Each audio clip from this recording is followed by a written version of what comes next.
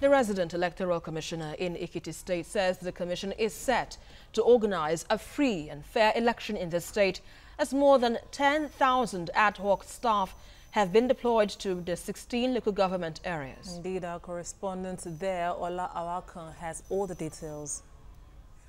With the heavy presence of security men at the INEC headquarters in Ekiti and observers as well as media organizations, everything seems set for the Ekiti governorship election. The resident electoral commissioner, Professor Abdulgani Raji, buttressed the fact at this briefing. He explains the modalities for accreditation and voting. He said that accreditation and voting would start simultaneously at 8 a.m. and end at 2 p.m. We have deployed about 10,700, that's close to 11,000 ad hoc staff for this election. So in addition, after voting and after counting of the votes, results will be recorded on the appropriate forms. Such forms will be scanned and also sent to us electronically at the headquarters here in Abuja. And at the same time, the result will be entered onto spreadsheet and also emailed to us.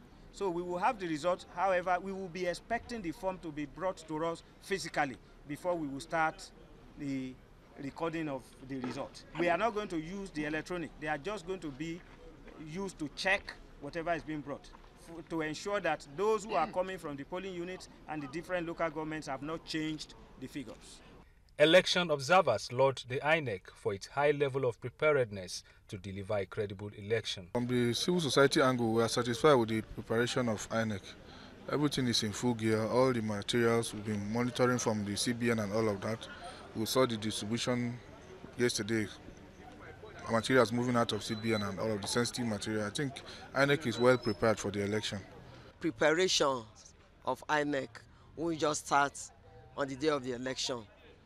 The process has been on for a very long time, and it shows that INEC is willing and ready to conduct a free, fair and credible elections.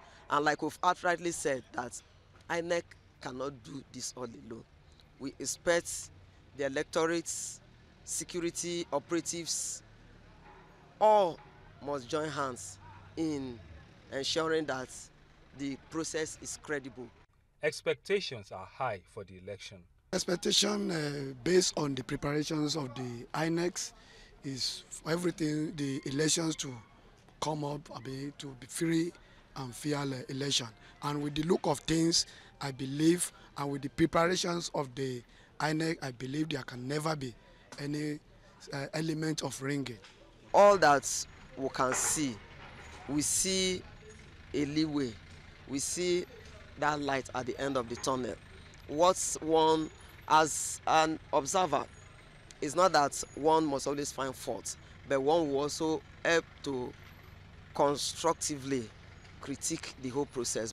The electorate are urged to come out en masse to exercise their franchise. We have 913,334 voters in Ekiti State that are registered, out of which 667 and 28 voters have collected their permanent voters card, leaving us with a balance of 246,126 voters whose cards are still with us. However, these 246,000 plus voters would not be able to vote because they have not collected their cards, and we have suspended collection of cards since Wednesday, 11th of July. I'm just calling on the electorate, the Ekiti people, to go all out and vote the people of their choice without any fear or favor. Whosoever they feel will take the state to the next level, they should go for him. With the assurance of the INEC's rec in the state and heavy presence of security operatives across the state, it is expected that the election would be free, fair and credible, devoid of violence and rigging. Ola Awakan, TVC News, Ekiti, Ekiti State.